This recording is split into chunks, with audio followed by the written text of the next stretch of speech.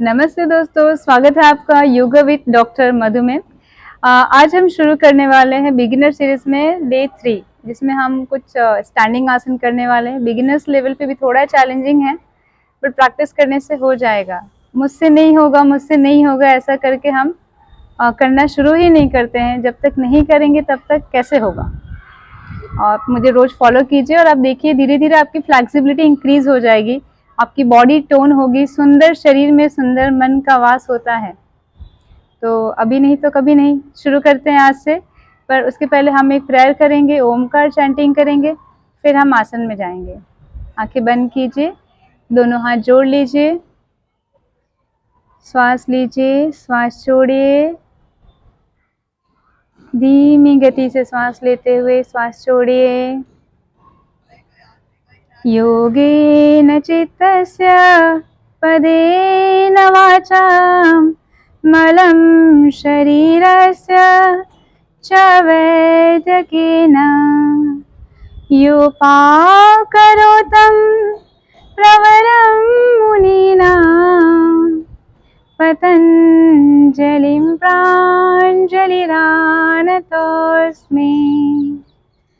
पतञ्जलिं प्राञ्जलिरानतोऽस्मि।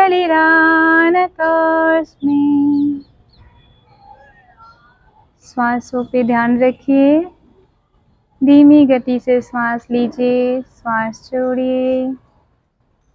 धीरे से श्वास लेते हुए एक ओमकार चैंटिंग करेंगे।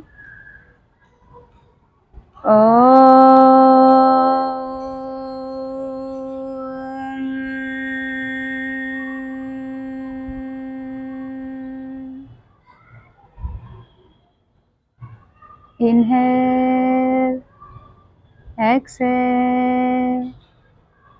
धीमे धीमे श्वास लीजिए, श्वास छोड़िए। श्वासों की गति पे ध्यान रखिए, श्वास पे ध्यान को केंद्रित कीजिए। शरीर के भीतर और बाहर खुशमय आनंदमय वातावरण का अनुभव कीजिए। अपने मन को, शरीर को आज के सेशन के लिए तैयार कीजिए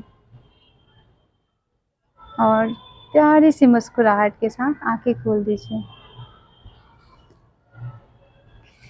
तो शुरू करते हैं हम आज का आसन। आज बहुत प्रारंभिक आसन करेंगे, थोड़ा चैलेंजिंग भी रहेगा। वीरभद्रासन ए, वीरभद्रासन बी और त्रिकोणासन। तो खड़े हो जाइए, मेरे साथ कीजिए आप भी, जैसे जैसे इंस्ट्रक्शन देती हूँ। दोनों पैरों के बीच में 3 फीट का, 3.5 फीट का गैप रख सकते हैं। 3 फीट का रखिए। राइट पैर को 90 डिग्री लैटरली फोल्ड करेंगे। लेफ्ट पैर को 5 डिग्री फोल्ड करेंगे। उसके बाद दोनों हाथों को शोल्डर लेवल पे ऊपर उठाएंगे। धीरे से सांस छोड़ते हुए आपको नीचे झुकना है। आपके जो पंजे है उसके बाजू में हैंड को रेस्ट करना है। दृष्टि सामने अंगूठे पे।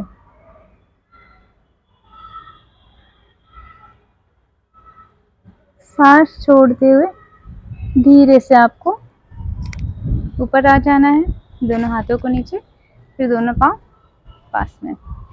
अगर स्टार्टिंग में आपका पैर जमीन को टच नहीं हो रहा है तो कोई बात नहीं, चिंता की बात नहीं। आपको टेक्निक सही करना चाहिए। पोजीशन में, फाइनल पोजीशन में जाना इतना ज़रूरी नहीं जितना कि टेक्निक सही फॉलो करना ज़रूरी है। दोनों पैरों के बीच में 3 फीट का गैप रखिए। राइट पैर को 90 डिग्री फोल्ड, लेफ्ट पैर को 5 डिग्री फोल्ड। दोनों हाथों को शोल्डर लेवल पे फैलाइए और सांस छोड़ते हुए नीचे जाइए। अगर इनिशियली आप नहीं जा पा रहे तो आप यहाँ पे हैंड को रेस्ट दे सकते हैं। स्पाइन सीधी, दृष्टि सामने। अगर किसी किसी के पेट काफ़ी बड़े हैं और नहीं जा पाते तो आप यहाँ पे भी रेस्ट कर सकते हैं,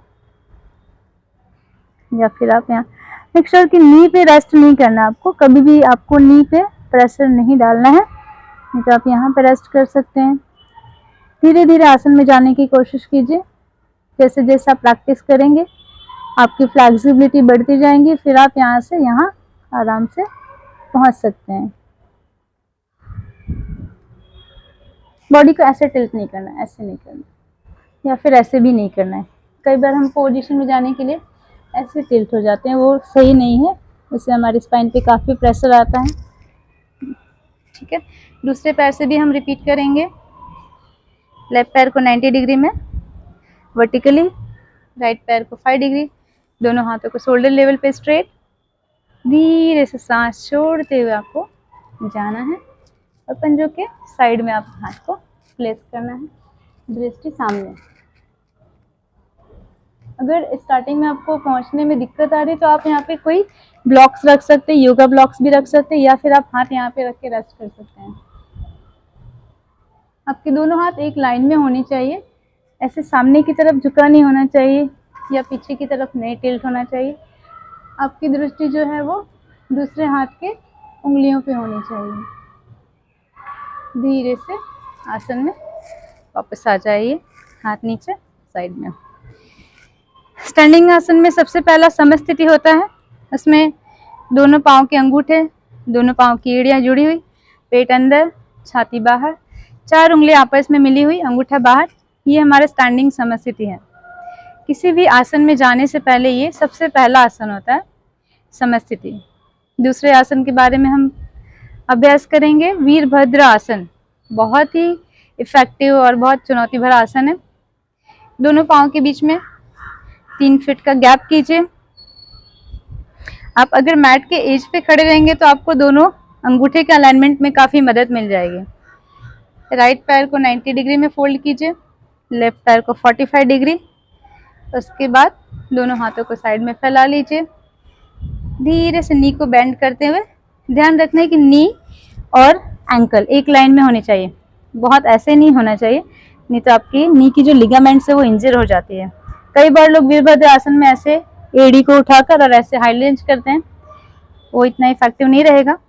आपको 90 डिग्री का एंगल मेंटेन करना है।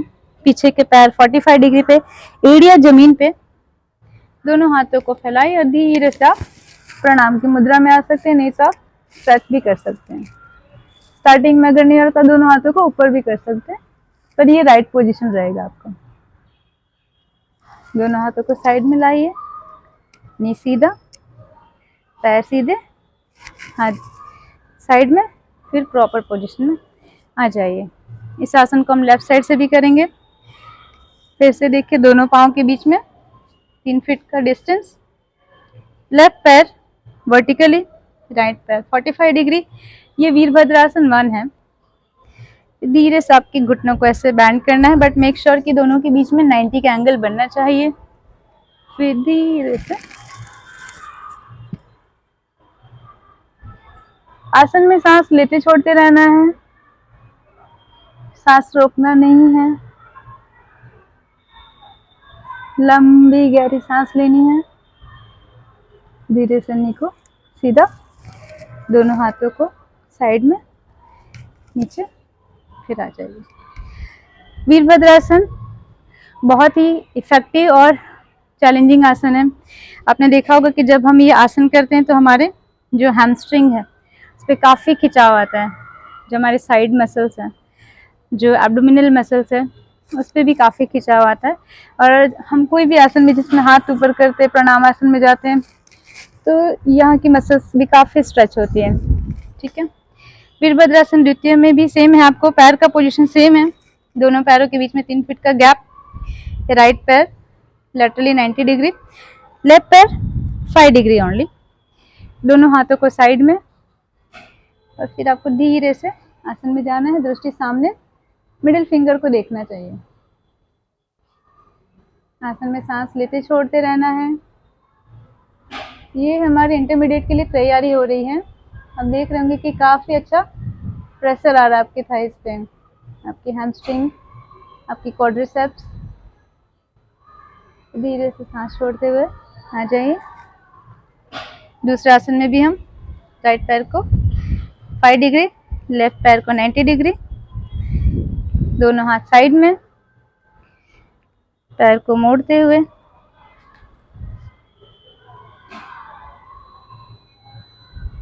आसन में सांस लेते छोड़ते रहना है। सांसों की गति पे ध्यान दीजिए, सांसों को ऑब्जर्व कीजिए, आपका बैलेंस बिगड़ेगा नहीं। फिर धीरे से पैर सीधा, दोनों हाथ साइड में, समस्थिति।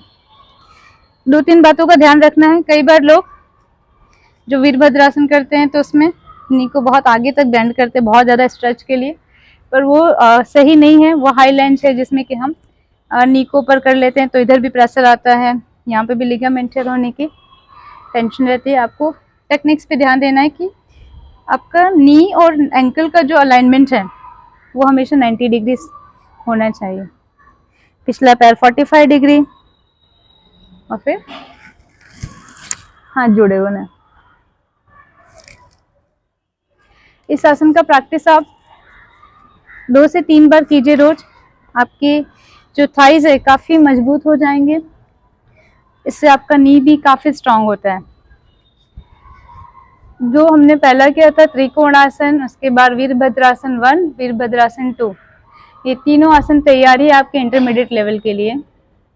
जब हम त्रिकोणासन करते हैं तो साइड फैट बर्निंग में काफ़ी मदद मिलती है। आपने देखा होगा साइड में काफ़ी खिंचाव आता है। एंड हमने जो वीरभद्रासन किया उसमें आपके हैमस्ट्रिंग, क्वाड्रिसेप्स ये बहुत अच्छे से स्ट्रेच होती है। आपका जो शोल्डर के पास बल्जेस होता है उस पर काफ़ी स्ट्रेच आता है।